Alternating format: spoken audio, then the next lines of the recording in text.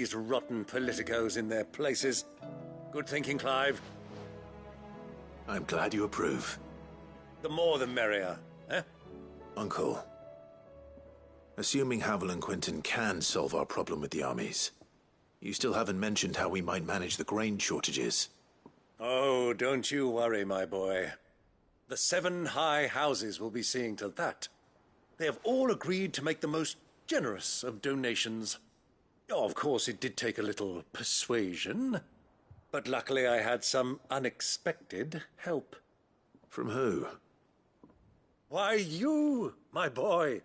Rumor has it that you rescued the Lady Ariane's head steward Rockford from a horde of bloodthirsty bandits. It was more of a handful. Well, the old battle-axe was so pleased. She had a shipload of talents delivered to my private docks by the next new moon. And when the other houses saw the parsimonious old crone's purse strings finally loosen, they as good as tripped over themselves in the rush to follow suit. I'm happy to hear it. Now, I must be getting back to the manor. Join us there at your earliest convenience, would you? Of course, Uncle.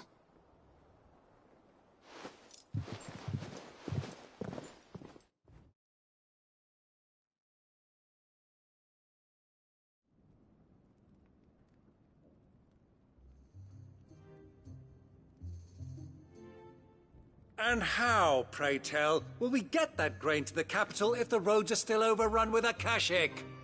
You'll find another bloody road. I only have so many men, and I'm not about to send them headlong into an ether flood. That is, unless you'd have them turn as well. Well, I'd certainly eat less. Says the man with a belly bigger than a band of curls. My soldiers actually need their rations. Without any food to keep them going, they'll be dead even before you've sent them on your fool's errand. If I may, gentlemen, perhaps I might suggest an alternative approach. Though supply routes are indeed disrupted, there is no shortage of ships. Indeed, they bob away in every bay from here to Randalar, awaiting a safe haven. Allow them to make port and fill their bellies full of grain. And once those who crowd the cities are fed, ferry the displaced back to the countryside to work the fallow fields. But I'm sure that you wish to continue your discussion. Forgive the interruption. 2 such firm friends as yourselves need no help from the likes of me. Rutherford spoke fondly of the great bond between you. Us? Friends? I can't stand the man. Clive, I'm beginning to question the quality of the company you keep. And what kind of company were you expecting him to keep? The man's a criminal. Criminal? How dare you? You are not fit to breathe the same air as this fine, upstanding young gentleman. Upstanding? He calls himself Sid the Bloody Outlaw! Once more onto the breach.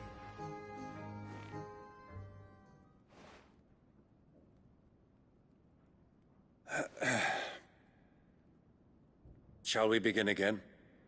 What we seek here is not to create a new nation, nor to claim the thrones of those that already exist. We wish simply to bring stability to the realm that mankind might weather the current storm. And to do that, we must convince those in power, the generals, the statesmen, the nobles, that our cause is just. There will be disagreements, yes, and I imagine some resistance, much resistance. But we cannot let that deter us.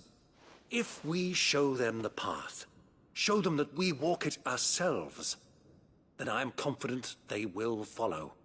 The fate of the world lies in my nephew's hands, but the well-being of her people lies in ours. And we must not squander the chance that Clive has given us.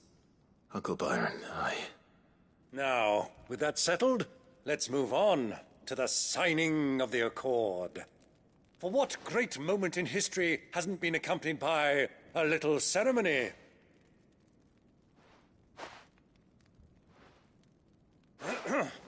Citizens of Valisthea, I present to you the Tri-Unity. Rutherford, Mike Will.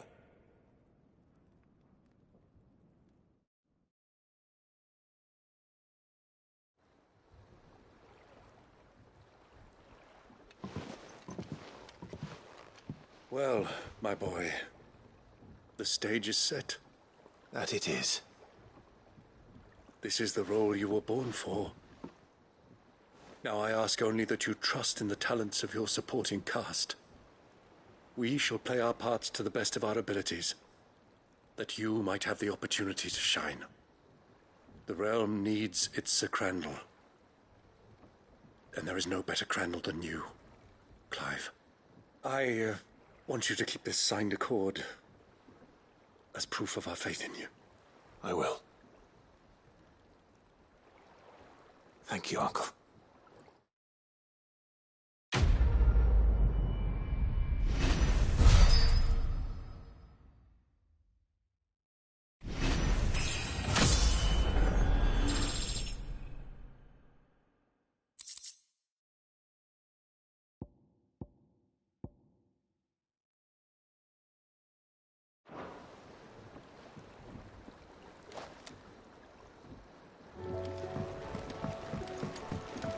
What do you think that thing is? And how the hell is it gonna do?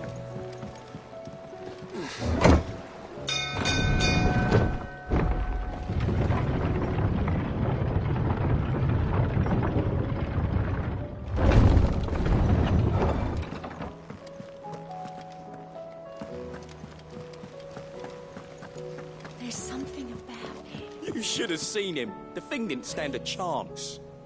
Yeah, neither did you, I hear. Welcome back, Sid. Welcome back, Sid. Yes. Welcome back. Trip wasn't too much of a pain in the arse, I hope.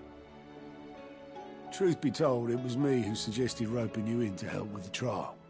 But from what I hear, things didn't go quite as planned. No, they most certainly did not.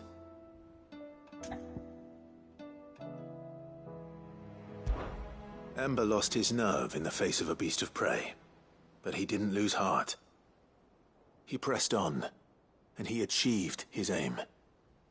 And is that not what we ask of our scouts? Indeed it is. Thank you for your honest appraisal, Sid.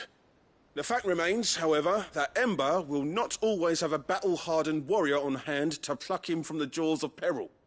All I have gleaned from this trial is that without someone watching his back, Ember is little more than a liability. Wait, Sergeant.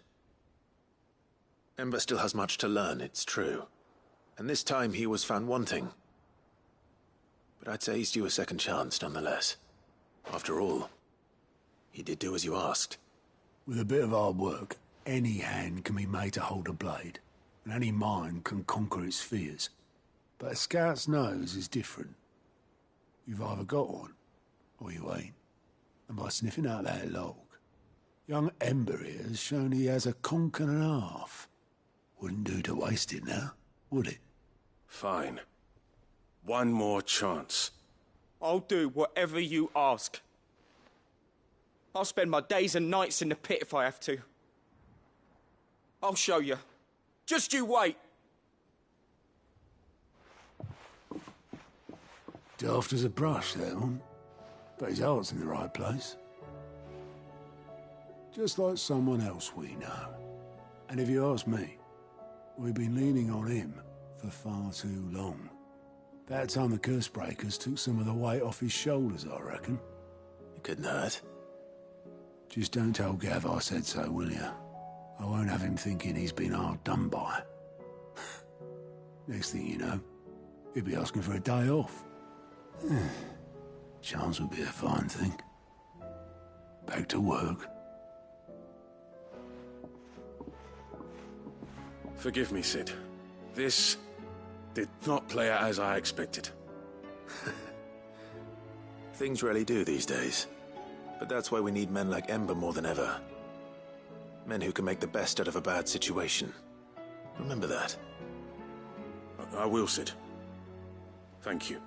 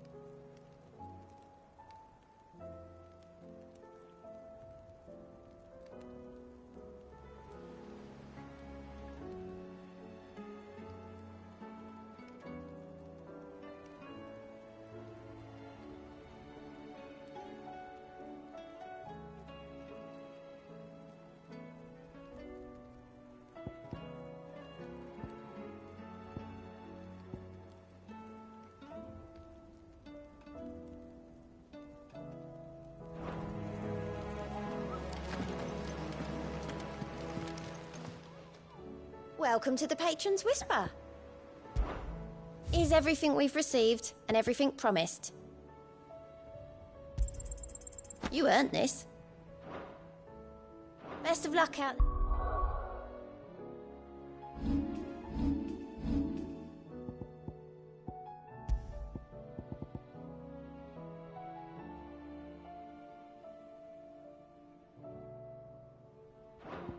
There, Sid.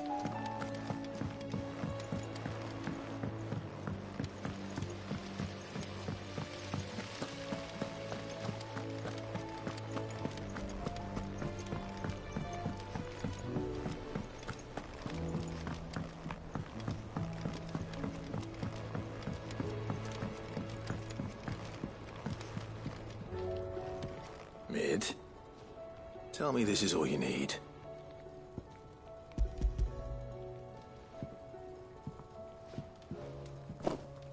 Aw, you make it sound like I asked you to save the world or something. Tell me this is all you need. It's most of what I need. After you left, I went over the figures again, and I realised I'd forgotten a 1 and a 0. And a cogwheel. Just a tiny one. Though, that's the problem. Gears that small are a bastard to make, and I may have lost the one Blackthorn spent a fortnight toiling over. Wait. The children. When they took apart your scales, there was a tiny brass gear. Now that I think about it, they didn't use it when we put the scales back together. The young'uns? But why would the... You know what? I don't want to know. I'll keep working on the model. You go and find that cog.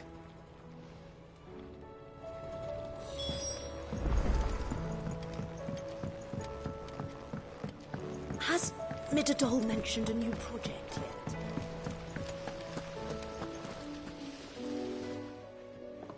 Sid! Is Mid still hiding from us? She wasn't hiding. She's fine. She's just busy working on her next project. A new invention? What is it? What is it? Is it an airship? I bet it's an airship! Do you think she'll let us help? That just so happens to be why I'm here. She needs something special, something only you three can provide. A brass gear. A tiny one. One that might fit on, say, a set of scales. Oh, the one you forgot! We remember. We saved it, just in case. It's in the bag of bits. Since your lesson, we've been disassembling, then reassembling everything we can find. All the pieces that are left over, we keep under our beds, just in case.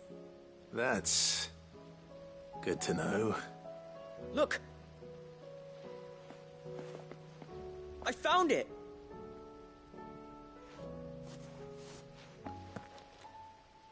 Is that all? Just the gear? We have more parts if Mid needs them. That's all for now. But I'll let Mid know about your hoard. Just in case. Thanks, Sid.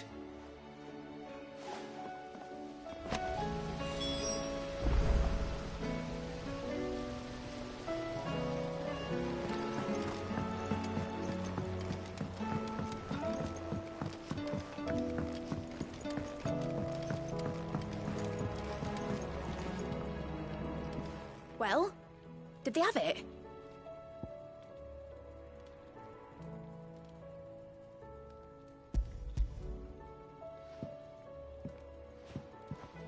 They did. And they kept it somewhere nice and safe. Will it work? Will it work? He's perfect! You're a genius, Clive. What exactly are you going to use it for? Only the most important job of all.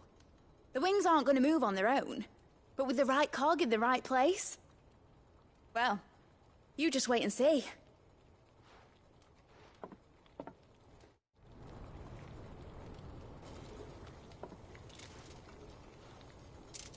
That should do it.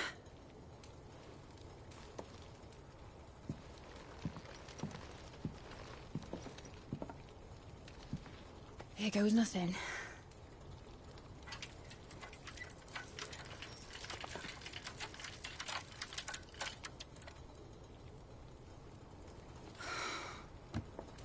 Titan's tits. It wasn't supposed to fly, was it? Of course it was supposed to fly. Wouldn't be much of an airship if it didn't. Honestly, these bloody engines are driving me mad. I was so sure this would be the day she soared. The Mithril engine was made to make dreams come true. But maybe this is one dream the world's better off without. Show folk how to take flying. It won't be long till they're raining death down on each other. People will lose their homes. Children, their mums and their dads. Like I lost mine. I'm sorry. So am I, Clive. So am I. Sorry that I have to choose. Do I follow my head, or do I follow my heart?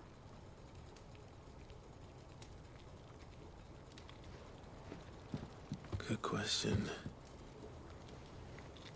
The first time I stood on the deck of your ship, felt the wind in my hair. It was like I was flying. But imagine how it would feel to actually do it. My dad always said there were two ways of living life. Chasing a dream or shuffling to your grave. And he were right. Right about a lot of things. Not that I like to admit it. People need dreams to chase. Especially in a world like this.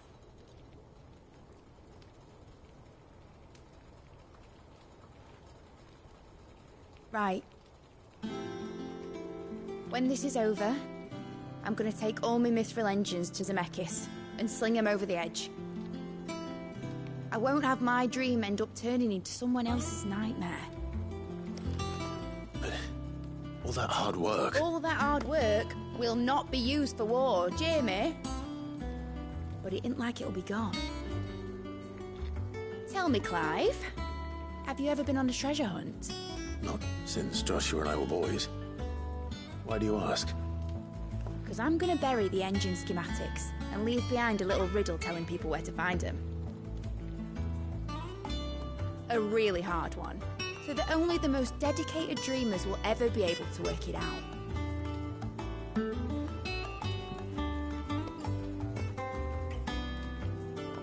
Ooh, I can picture it now. Some daft general squinting at the words with a gormless expression on his mug. Like that one, yeah. Right.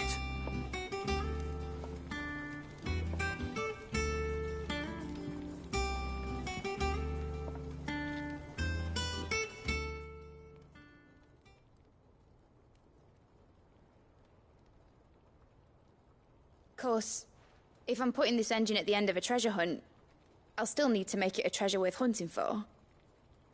Won't be much of a prize if it couldn't even make a toy boat fly after all. My dad always said, dream big. But it ain't the size of a dream that's important, is it, Clive? Only that it's a good one. And I reckon I've got a fair few good uns left in me. I'm sure you do.